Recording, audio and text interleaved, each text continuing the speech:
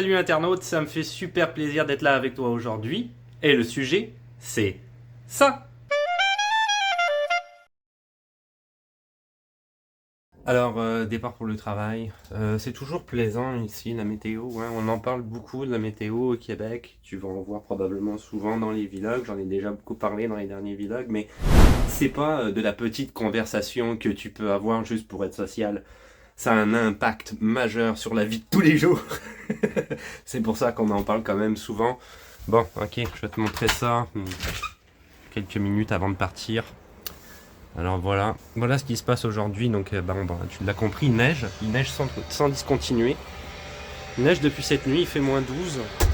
Tu vois là-bas, il y a les déneigeuses. Sur la route, le sel ne fait pas son effet vraiment, il y a de la neige. Ok.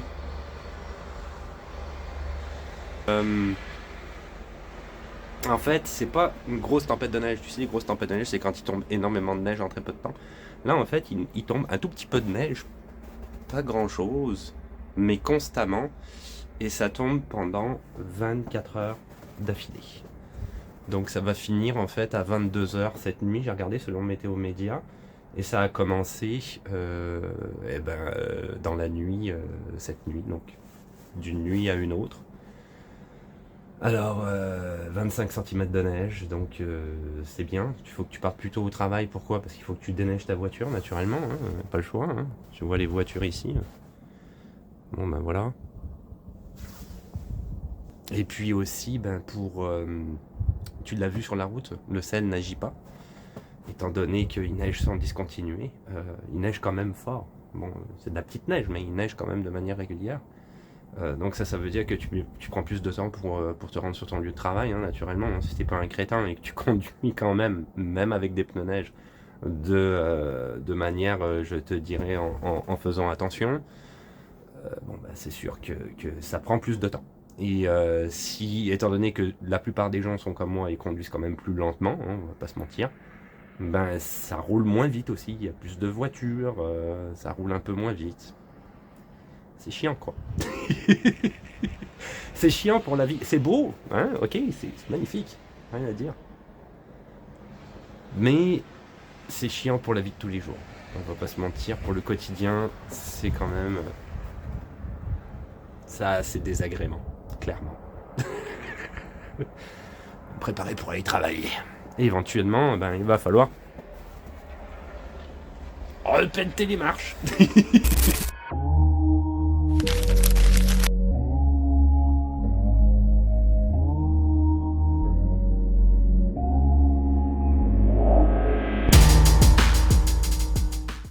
Donc là, c'est le départ pour en fait aller au travail. Tu peux voir que la route est quand même assez déneigée, mais ça peut être assez traître parce qu'en fait, comme la neige, si tu veux, se tasse sous les pneus des voitures, hein, si tu veux, ça fait comme avec le froid qu'il y a environnant, ça fait des petites plaques de givre, des petites plaques de verglas. Et par moment, tes pneus peuvent manquer d'adhérence sur ces plaques-là. Du coup, il faut quand même conduire prudemment parce que ça peut être assez traître par moment, y compris avec des pneus neige.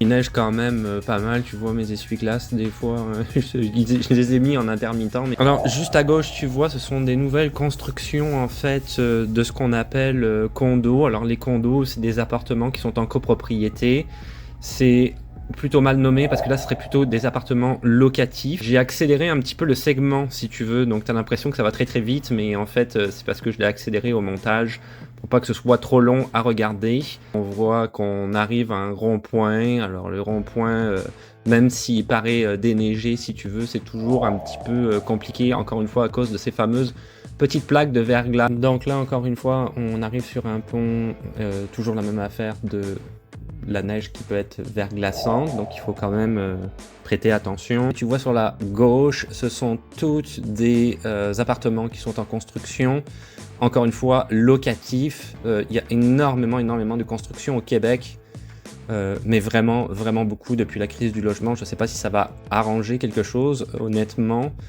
parce que les propriétaires continuent à donner des loyers qui sont excessifs en termes de prix. Et on arrive sur l'autoroute.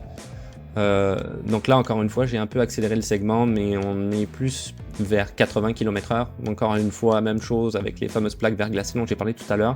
Il faut être un peu quand même vigilant. Là, tu vois, on va passer, voilà, cette espèce de... Je sais pas comment on peut appeler ça. Et sur la gauche, juste après, tu vas voir, donc c'est les rails, voilà. C'est le train de banlieue. Et c'était un arrêt du train de banlieue qui passe au milieu, carrément, de l'autoroute. Direction le travail. Et tu vois, sur l'autoroute, il y a quand même pas mal de circulation. Donc, dès que quelqu'un quitte la route ou qu'il y a un petit accident, un accrochage, ben, c'est tout de suite complètement bouché. Donc... pas drôle, quoi. Alors je voulais partager quelque chose avec toi, avec les moyens du bord. Je viens d'arriver au travail, je suis dans ma voiture et j'ai vraiment installé ça à l'arrache. Le téléphone, on voit une partie de mon tableau de bord ici, tu vois. Je vais peut-être me rapprocher un peu quand même. Oui, voilà, ça va être mieux comme ça. Ouais, je voulais parler plus particulièrement ici des problèmes de gestion qu'il y a au Québec. Pourquoi ? Parce qu'on en parle énormément dans les médias, notamment des nids de poules sur les routes. Cette année, je pense que c'est pire que tout. C'est même pire que, si tu veux, les années précédentes. J'essaie de trouver un bon angle. C'est même pire que, si tu veux, les années précédentes, parce que... Ah, je vais reprendre par là, c'est mieux. Je sais plus quoi faire. Les routes ressemblent à celles de l'Ukraine, quoi. C'est carrément ça. Excuse-moi, je suis encore un peu malade. Tu l'entends peut-être à ma voix, mais j'ai plus de fièvre, plus rien. Mais c'est juste que c'est pris beaucoup dans le haut des poumons, le nez, etc. Les poumons, c'est très très fatigant. Probablement qu'on a eu la Covid, honnêtement. Là. Ça a l'air des symptômes proches de la Covid, mais maintenant il y a tellement de syndromes respiratoires, on le sait plus. Je vais revenir à mes moutons, ok. Le problème, si tu veux, parce que quand tu vas à Ottawa, par exemple, c'est juste à côté, les routes sont lisses. Pourtant, c'est le Canada, c'est le même hiver. Donc, quand ils disent l'hiver, on sait que c'est absolument pas ça la raison. Il y a d'abord la loi du plus bas soumissionnaire qui existe depuis un certain nombre d'années, qui, d'après moi, et d'après beaucoup de monde ici, d'ailleurs aussi, devrait être évoquée. C'était une loi qu'ils avaient mis en place afin, si tu veux, de faire en sorte qu'il y ait moins de dépenses publiques. Mais je pense qu'on serait capable à l'heure actuelle de gérer ça sans ça, parce qu'effectivement, tu as beaucoup d'entrepreneurs qui vont dire, bon bah voilà, je te facture le moins possible, mais ils font des économies sur les matériaux, donc ça donne ce que ça donne sur la route. Mais il n'y a pas que ça comme problème, ça c'est juste une infime partie de l'iceberg. La majorité des problèmes viennent du fait, si tu veux, que allié à un système qui est quand même basé sur la corruption, on va pas se mentir, on a un système bureaucratique très lourd qui a rien à envier à la France. T'en fais pas avec ça au niveau du gouvernement, des municipalités, n'importe quel type de bureaucratie. Je peux te dire, je travaille dans une école, je vois ce que c'est. Et en fait, les gars, ils viennent, ils sont morts de rire. D'abord, ils arrivent à avoir les contrats en disant, bon bah voilà, je suis le plus bas soumissionnaire, mais tu sais, je vais quand même augmenter les prix, mais toi, t'acceptes le contrat, en échange de quoi t'as une petite enveloppe sur le pourcentage du prix qu'on va gonfler au fur et à mesure, parce que on va trouver différents types de raisons, et on va faire en sorte que ça coûte une fortune. Ils avaient donné un exemple, je l'ai posté sur mes réseaux sociaux, une story, où ils disaient qu'effectivement, un dodan, si on faisait... si tu veux, on cherchait à savoir combien ça coûtait exactement en termes de matériaux, de main-d'œuvre, etc. C'était $625 le dodan, ok, $625 le dodan. Après ça, il fallait rajouter un peu de main-d'œuvre, mais ça dépassait pas les 1000-1500 $ avec la main-d'œuvre parce que c'est quand même assez rapide à poser, ok. Et la ville de Québec s'est fait facturer 14 000 $ le dodan. Voilà quoi. C'est juste ridicule. Là-dessus, si tu veux, évidemment, il y a aussi des économies de matériaux. Ils font vraiment... C'est la corruption, quoi. C'est la corruption, quoi. Ils te facturent ça à 14 000 $ et ça dure pas longtemps, quoi. À Longueuil, ils disaient dernièrement que mettre en place un feu de circulation, c'est au-dessus de 1 million. 1 million le feu de circulation. Je veux dire, on marche sur la tête quand on voit des chiffres qui sont aussi astronomiques. Et quand toi, en tant que particulier, ayant accès à Internet, ayant accès à plein de ressources à l'heure actuelle, on est capable d'aller chercher, regarder combien ça coûte mettre en place un feu de circulation. Clairement, c'est pas 1 million, quoi. Donc tu vois, c'est ça qui est... Tu fais un comparatif avec d'autres pays, tu peux faire un comparatif même au Canada anglais à côté, combien ça coûte. C'est le même hiver, c'est les mêmes feux de circulation, c'est la même manière de procéder. Donc c'est ça, si tu veux, au Québec qui devient de plus en plus, je trouve, fatigant. On est vraiment en train de sombrer complètement. Beaucoup de gens me le disent hein, sur les réseaux sociaux, ça ressemble de plus en plus à la France. Pas à tous les aspects, hein, on va pas se mentir, sociétal. Mais dans ces aspects-là là, que je viens de décrire, oui, je pense que ça ressemble de plus en plus à la France. Je pense que au niveau politique, on s'enterre, quoi. C'est pitoyable et misérable dans la direction dans laquelle on avance. Et le pire étant qu'on sait les travers qu'il y a, les gouvernements le savent, et on fait rien pour s'améliorer, on continue à payer des dollars de 11 millions de dollars et à avoir des routes pires qu'en Ukraine. Fait que si tu veux, c'est ça que je trouve qui est ultra problématique. Je suis très très déçu par le Québec, surtout ces dernières années, encore plus depuis que Legault est là, je te dirais. Mais en plus, Legault est en train de mettre en place un certain nombre de lois. On sait qu'il sera probablement pas réélu, mais j'avais entendu quelqu'un dire, oui, mais s'il met en place ces lois-là, ça veut pas dire que le gouvernement suivant va les enlever, les lois. Hein. Lui, il va dire, bah, c'est le gouvernement d'avant qui les a mis, mais ça fait notre affaire, donc on va quand même les garder. Et les lois que met le gouvernement Legault en ce moment sont des lois qui sont quand même très dictatoriales, on va pas se mentir. Où, effectivement, on demande pas l'avis de la population, que ce soit par vote démocratique ou autre, quoi, ou référendum, quoi. Donc c'est juste pathétique. C'était ma petite pensée juste avant d'aller travailler. J'ai trouvé mon angle ici, ok. Vlog. Alors on est toujours dans la tempête de neige, là c'est le soir, ici on est à Terrebonne, c'est ça que je voulais partager avec toi, les rues ne sont pas déneigées de la même manière selon la ville où tu es, tu vois. Alors là il y a le déneigeur qui est là-bas, il est venu avec sa pelle. Ça c'est le trottoir. C'est sûr que c'est un exemple que je te donne, je suis encore dans un stationnement, mais c'est ça si tu veux que ça donne, quoi. Tu vois. Et la route, c'est pareil. On va essayer d'avancer. Je veux pas le déranger. Il fait pas très chaud, il fait moins de 10.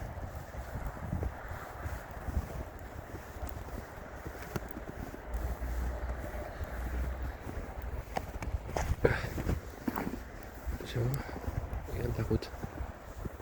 Et les routes à Terrebonne, elles sont comme ça en ce moment.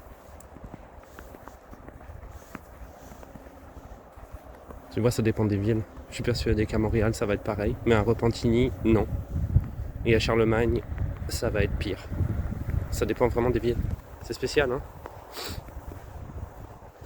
C'est spécial, c'est comme ça que ça marche. L'autoroute, il va probablement y avoir beaucoup de neige. Je ne prendrai pas l'autoroute direction Montréal. Mais l'autoroute, si tu veux, jusque voyons, Repentigny, Charlemagne, etc., ça va bien aller. Il va y avoir de la neige, mais ça va aller. Mais Montréal, c'est dégueulasse. Je peux pas faire ça. Ça va être vraiment super dangereux. C'est impossible. Ça dépend vraiment des municipalités. Là, c'était un peu pour te donner une idée, mais toute Terrebonne est comme ça, c'est certain. Et Charlemagne aussi, je le répète. Et Montréal. A plus. Soleil très clair. Moins 27. Hein. Ok. Le vent est dégueulasse. Il fait super froid. Je suis encore un peu malade, donc on va pas rester dehors trop longtemps. Les bus scolaires, tu vois, ça roule très bien. Ça roule très bien. Donc c'est fait, c'est tout déneigé. Et c'est hyper praticable. Regarde Sherbrooke, il n'y a plus de neige sur Sherbrooke, c'est fini. Ils ont mis du sel, il n'y a pas de problème. La contre-allée ici, elle est un peu enneigée, tu vois, mais on peut quand même rouler dessus facilement. Mais pour ce qui en est de Sherbrooke, il n'y a pas de problème. Ça va être très clairement la même chose pour l'autoroute. Il n'y a plus un brin de neige. Donc en quelques heures, du sel, les déneigeuses, merci, bonsoir, c'est réglé. C'est efficace quand même. Faut quand même, c'est ça. Faut quand même être honnête, c'est très efficace. Très efficace. Je m'en vais déneiger mes marches. J'aime autant te dire que c'est vrai qu'il fait moins 27. Je le confirme. Je reviens dehors, je vais faire mon deuxième café du matin. Donc c'est ça, là, ils arrêtent plus d'en parler des nids de poules, c'est complètement fou. On dirait que c'est comme ça un peu dans les médias et sur les réseaux sociaux. À partir du moment où quelqu'un, si tu veux, a trouvé ce sujet-là, tout le monde se dit il faut que j'en parle pour gagner des vues, de la visibilité, qu'on parle de moi, que j'essaye, si tu veux, d'augmenter un petit peu l'aspect dramatique afin que toute l'attention soit portée sur moi. C'est l'impression que j'en ai, tu vois, ça me fait chier un peu, honnêtement. Maintenant, parallèlement à ça, le sujet avait débuté avec raison. Parce qu'effectivement, à Montréal, comme je l'ai dit dans un des segments du vlog, c'est l'Ukraine, voire Bagdad, quoi. C'est n'importe quoi. Les poules ont volé la vedette en fin de semaine. Sur les réseaux sociaux, oui, si vous avez pris la route, vous avez peut-être constaté qu'il y en a beaucoup dans certains endroits, dans plusieurs secteurs. C'est ce qu'on constate sur les réseaux sociaux. Et bon, ça fait parler les gens qui commentent, réagissent à ce genre de vidéos, à commencer par cette vidéo que vous allez voir. Ça a été pris sur la 640 vendredi soir. Vous allez voir des voitures qui sont arrêtées sur le côté de la route. Pourquoi? Les voitures ont été victimes d'un nid de poule, ont perdu 1, 2, 3, 4 pneus dans certains cas là, qui ont éclaté à la suite, justement, là, après avoir passé sur un des nids de poules. Donc, une dizaine de véhicules qui étaient arrêtés. Cette vidéo-là cumule 1 million de visionnements en ce moment. Donc, les gens qui réagissent et qui se sentent interpellés parce que ce n'est pas le seul endroit où il y a des nids de poules. D'autres vidéos là qui ont 200 000, 300 000 visionnements. Donc, on voit que les gens sont très interpellés par le sujet. Entre autres, 2 autres vidéos qui sont très populaires. Je vous laisse les entendre. Si tu passais le bordel, tabarnak. Ça a pas de bon sens, qu'est-ce que c'est? La barouette dans le bord de l'autre.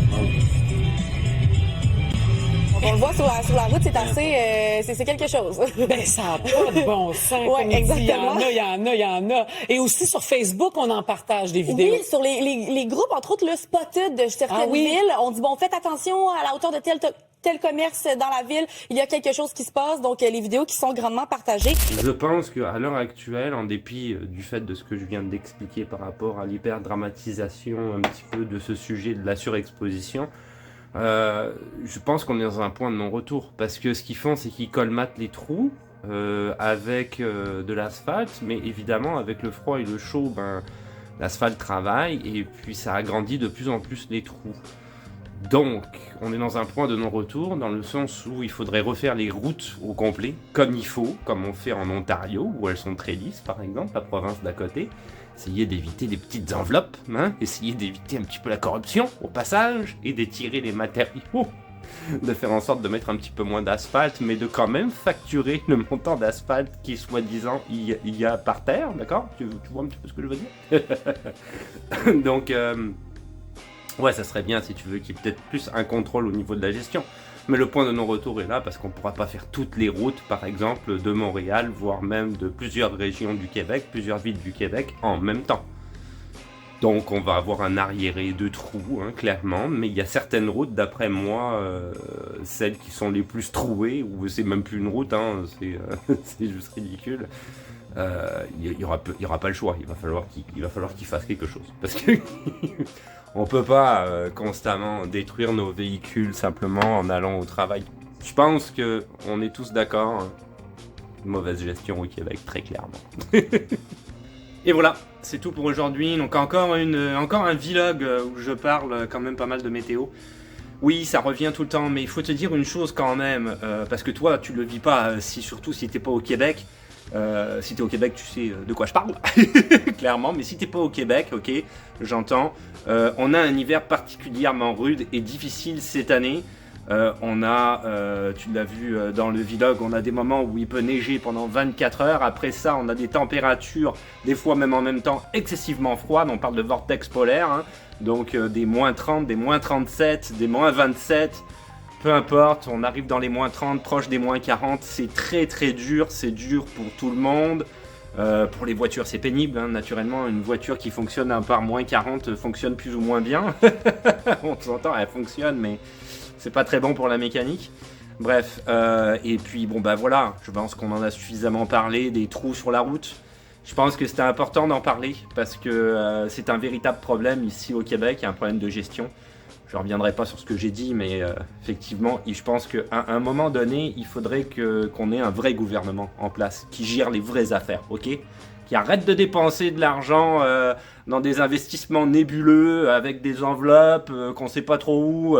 Ça nous coûte je ne sais pas combien d'argent et puis finalement, ils font des coupes budgétaires partout. On peut plus embaucher qui que ce soit en éducation, en santé, etc. Et on coupe dans l'immigration pour pouvoir se faire réélire à côté. Donc on manque de monde et on a encore moins de monde. Donc c'est fabuleux, c'est fabuleux. Voilà, donc je terminerai là-dessus. Encore, je m'excuse pour la météo. J'en parle beaucoup, mais comme je te dis, ici, c'est pas un petit sujet de conversation. C'est très important. C'est très important. C'est notre quotidien. Et c'est notre quotidien qui, je te jure, est quand même assez compliqué. Encore moi, je suis chanceux. Parce que je travaille pas à l'extérieur, mais il y a des gens qui travaillent dehors, travaillent, je sais pas, pour Hydro-Québec ou autre. Effectivement, c'est difficile pour eux, très difficile. Et toujours une petite pensée pour les gens qui sont dans la rue. Et oui, ça paraît incroyable, mais il y a des gens dans la rue au Québec par des températures qui sont aussi froides. On fait des haltes chaleurs ici pour essayer de les aider. Heureusement, quand même, il y a de l'humanité. Mais on ne devrait pas accepter que des gens soient dans la rue, peu importe la situation, avec des températures pareilles. On ne devrait pas accepter.